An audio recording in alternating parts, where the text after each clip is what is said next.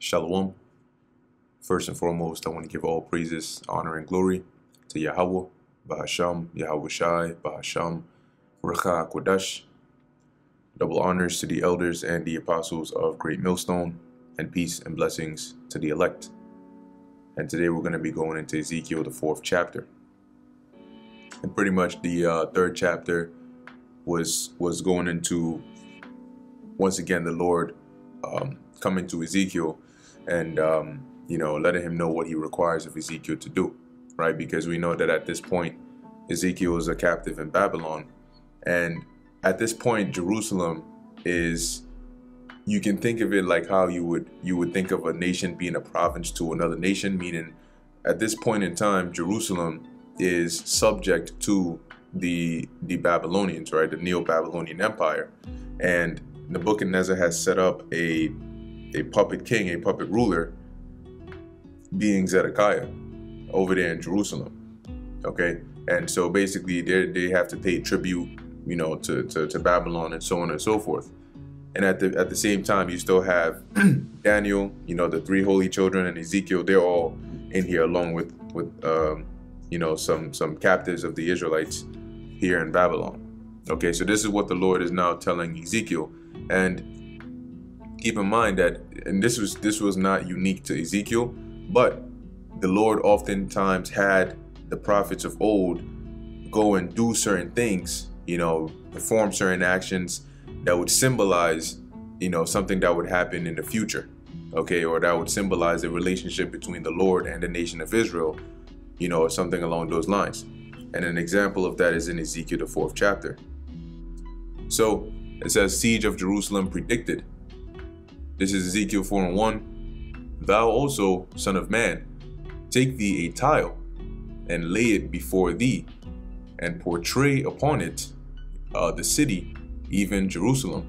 So a tile basically being like a clay tablet.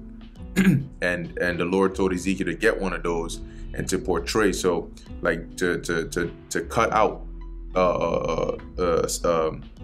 an image of the city of Jerusalem inside of that tile. And that's the portrayal part. Today it's like if you had a piece of paper and you drew like a diagram or like some landscape of Jerusalem. Verse 2, and lay siege against it, and build a fort against it, and cast a mount against it, set the camp also against it, and set battering rams against it round about. So Ezekiel is basically simulating a siege, but he's using like a clay tablet and maybe some other instruments that he would build to basically make this simulation as though this is a siege.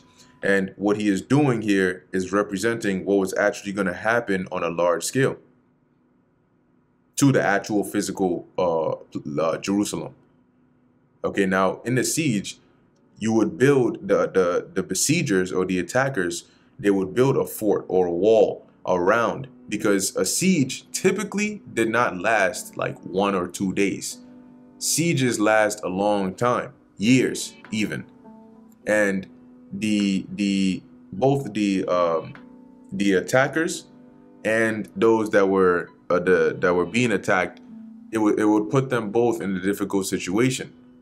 But sometimes the attackers would try to offer some generous terms, because the siege was expensive, right? It was expensive. You needed provisions. If you were the one attacking, you needed provisions for your soldiers in case they got sick. If you had to go through winter, the materials that you would need to build these walls and forts and so on and so forth. So it was expensive, especially if the city that you were besieging was like a defense city and they already had food and resources in there. Sometimes they could pile up in there and hold up for a good period of time. So the Lord is telling Ezekiel here to build this wall around it, and that's what they would do to prevent anybody from going out or coming in, right? And cast a mount against it, and set the camp also against it. So simulate like you have an army that is coming to besiege this place, and set battering rams against it round about, because they would use those battering rams to try and break down the walls and they would set up these siege towers that they would use to try and scale the walls. Verse 3, moreover, take thou unto thee an iron pan, and set it for a wall of iron between thee and the city. So you've built this little miniature landscape of Jerusalem, and like this, you've simulated a siege-like situation. Now you're gonna put an iron pan between you and that thing you've built, and set thy face against it. So now you're gonna face it, and it shall be besieged, and thou shalt lay siege against it.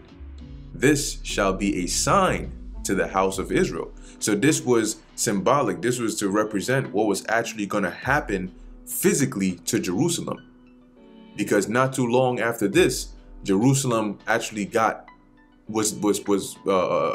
Babylonians laid siege to Jerusalem, which they ended up, after some time, over a year or so, they ended up prevailing and breaking down the walls and destroying the temple and everything. Verse 4, lie thou also upon thy left side, and lay the iniquity of the house of Israel upon it, according to the number of the days that thou shalt lie upon it, thou shalt bear their iniquity. So basically the Lord told Ezekiel, now, once again, you're going to lie on your left side, and this is going to symbolize the, as it's saying in here, he's going to lie on his left side. Now, it mentions the house of Israel, and as you go on down, it also mentions the house of Judah. So it's the house of Israel here is representing the northern kingdom, and the house of Judah is representing the southern kingdom. Okay, now when you actually look it up, even when you're reading about the building of the tabernacle, if you read it carefully, you'll notice that the cardinality, the directions, north, west, south, and east, are sort of flipped. So as we're today, what we look at as north, when you read it, it sounds west, you know, and what we look at as east is actually referred to as north. So there's a precept, I think is in Ezekiel 16. Let's see, Ezekiel, oops, 156. Where did I get that? All right, it's come down here. Let's see something real quick.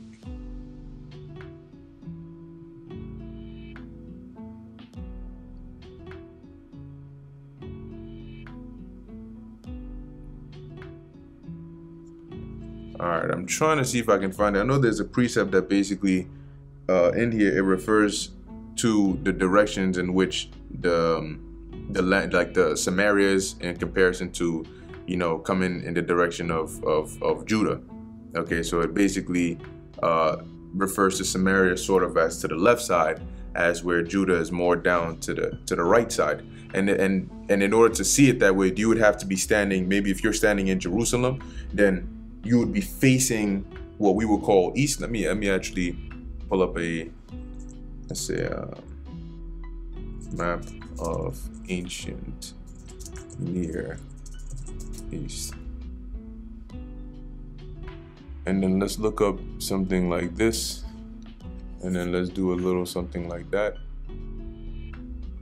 Perfect. Zoom in a little bit. Cool. So basically, this, based on how you're standing in here, this would be your north, this would be your south, that would be your west, and this would be your east. Okay, so if you're standing here, this would be on your left hand side, and down here would be on your right hand side. Okay, that's basically the point that I'm making here. Nevertheless, what the Lord is asking Ezekiel here to do is, he's saying, lay down on your left side, and you're going to lay down here for a period of time. Okay, and you laying down on your left side is gonna be you bearing the iniquity of the northern kingdom. Obviously not in a literal sense, like the Lord is not saying I'm gonna punish you for what the northern kingdom has done, but I'm having you lay down on your left side as a representation. Okay, so you're gonna lay down on your left side.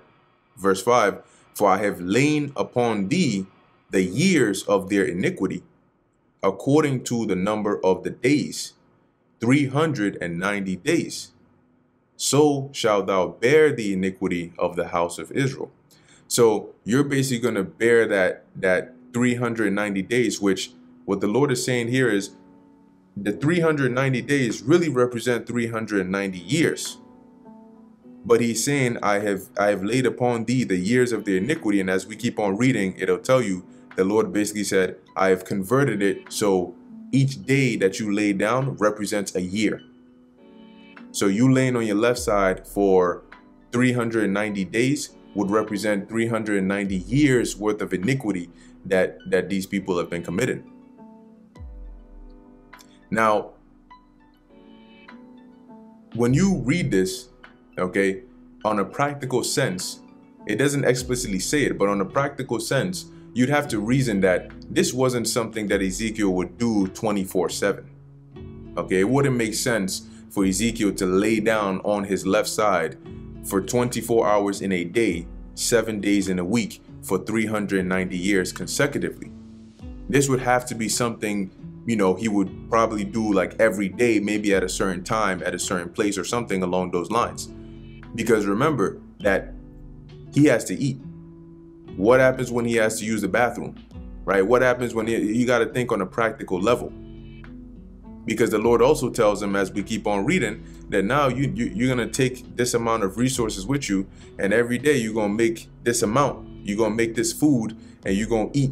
You're going to eat this amount every day, and you're going to drink this amount of water every day. How are you going to do that? How are you going to prepare the food if you have to lay on your left side 24/7, 24 hours a day? So practically, that doesn't really make sense, right? So when you read this, you know, you'd have to reason that, okay, he'd have to do this. Likely he'd have to do this daily, but it doesn't mean that he'd have to do this consecutive, like 24 hours. He'd just be laying on his left side like that. Okay, but keep on reading verse 5 again. For I have laid upon thee the years of their iniquity. This is dealing with the northern kingdom, according to the number of the days. See, the years of their iniquity according to the number of the days. So 390 days, which would represent 390 years. So shalt thou bear the iniquity of the house of Israel. And when thou hast accomplished them, lie again on thy right side, and thou shalt bear the iniquity of the house of Judah 40 days. I have appointed thee each day for a year. So 40 days would represent 40 years, each day being a year. So you're going to lay on your left side for 390 days, and on the right side for 40 days. Verse 7, therefore thou shalt set thy face toward the siege of Jerusalem, and thine arm shall be uncovered, and thou shalt prophesy against it. So when you're laying down, you're going to make sure that you're facing this siege that you've built, that you've designed over here. Okay? And you're going to prophesy against it. And behold, I will lay bands upon thee, and thou shalt not turn thee from one side to another, till thou hast ended the days of thy siege. Meaning, when there are bands upon you, it's sort of like you're bound, you're tied up, you can't really move, you're restricted in your movement. So what the Lord is telling Ezekiel here is basically when you're laying on one side, you're not going to be allowed to move, to switch to the other side until that time is fulfilled, right? Till thou hast ended the days of thy siege. So when you start laying on your left side, for whatever period of time you're doing that, you have to make sure that you're laying on the left side and you don't turn to the right side until that 390 days is up. Then when you lay on your right side, you're going to do that for 40 days. So for those that think it was easy being a prophet, well, there you go. And this is only the beginning. As we keep on reading, there's certain other things the Lord will ask Ezekiel to do to symbolize, okay, something else on a higher level. So his life was being used as, how do I put this? You know, when you're in class, you're learning something, the professor has like a blackboard, right? They have a blackboard, and whenever they discuss the new concept, they go on the blackboard and then they draw, like, you know, they write examples and they do diagrams and all of that to make it clear to you. So you can think of like the life of a prophet in some cases like that. The Lord sometimes uses the prophets to represent or symbolize his relationship with Israel, or maybe something he's about to do. All right. So verse 9. Take thou also unto thee wheat and barley and beans and lentils and millet and fitches, and put them in one vessel, and make thee bread thereof, according to the number of the days that thou shalt lie upon thy side. 390 days shalt thou eat thereof. So basically, you're going to gather all these ingredients, you're going to put them in a vessel, and then you're going to make food for yourself, okay, for the duration of the time that you're going to be laying on your side. And thy meat which thou shalt eat shall be by weight, 20 shekels a day. From time to time shalt thou eat it. So the Lord gave him a set portion. Like today, it's kind of like saying you're only allowed to eat 20 pounds of worth of food, like in today. So everything you eat must add up to that amount. And you know, obviously you ration up your food, and then from time to time you're going to eat it. You know, maybe you eat some in the morning, maybe some in the afternoon, maybe some in the evening. But the point here was that when you have to eat on a ration basis, that means that food is scarce. Okay, so the Lord is having Ezekiel do this, but it's to represent, so far everything we've seen is to represent the siege that Jerusalem would be in. And remember, when you're in a siege, now your resources are constrained because nothing is coming in and nothing is going out. So what you have inside is what you're going to use, which means that things are going to be rationed. You're not going to get to eat at will. Oh, I'm hungry, I want to go eat this. I'm hungry, I want to eat that. I want some of this, I want some of that. You're not going to have that luxury. Verse 11. Thou shalt drink also water by measure, the sixth part of an hin. From time to time shalt thou drink. So once again, the amount of water that you drink every day is going to be rationed. You're only allowed this amount each day. Now the sixth part of an hin, it's kind of like today. These are not exact measurements. It's not a 1-to-1 ratio. I'm just giving an example. It's kind of like today if somebody told you like 1/4 cup of water, or you know, whatever. So an hin is a measurement. And when you actually look it up in the blue letter, I think it comes up, they say it's about like 5 quarts or so. So maybe somewhere around like a little over a gallon, give or take. But the emphasis here is that the Lord is saying the food you eat a day and the water you drink a day is going to be rationed. You're going to be constrained to a certain amount that you have every day. Verse 12. And thou shalt eat it as barley cakes, and thou shalt bake it with dung that cometh out of man in their sight. In whose sight? In the sight of the captives, the Israelites that he was there with. So now, clarity, in verse 12, this doesn't mean that Ezekiel was eating, shit cakes, to put it plainly. The barley cakes that he's gonna bake it with dung. When the Lord was saying you're gonna bake it with dung that cometh out of man, we're saying that in the ancient world, when you bake, or when they made these cakes and so on and so forth, bread and cake, the fuel, okay, that they would use, if you didn't have like wood or sticks, they would use manure or dung as fuel for the fire that they would then use to bake whatever it is that they were gonna, bread or cake or whatever. Okay, now when you actually look up, it'll tell you that. If you go into the dictionaries, you do some research on it. One of the ones I usually go to is Easton's Bible Dictionary, and if you look up the word, I think they should have the word dung. So here it tells you, it says here used as manure, and so on and so forth. But really the second definition is what we want to look at.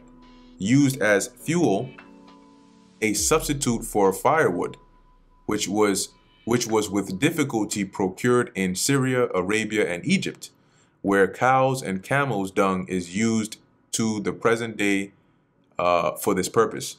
So you could use dung as fuel for fire. And then that's what you would use to bake and make your food. So he wasn't actually going to take dung and mix it with his dough and then eat that. That's wild.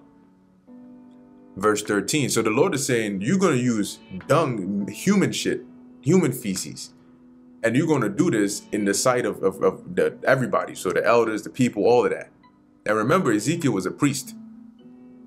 Verse 13. And the Lord said, even thus shall the children of Israel eat their defiled bread among the Gentiles, whither I will drive them. So once again, what he is saying here is, what the Lord is saying here is, I'm having you do this, and it's going to symbolize how Israel is going to have to eat their food, how they're going to have to prepare their food in the captivity that they're going to be in. Because remember that you had remnants that were in Jerusalem, right? You had the ones here in Babylon were taken captive, but you still had a bulk of Israelites in Jerusalem. They were going to undergo the siege, and once the Babylonians overcame them, then the bulk of them would be brought captives over to Babylon as well.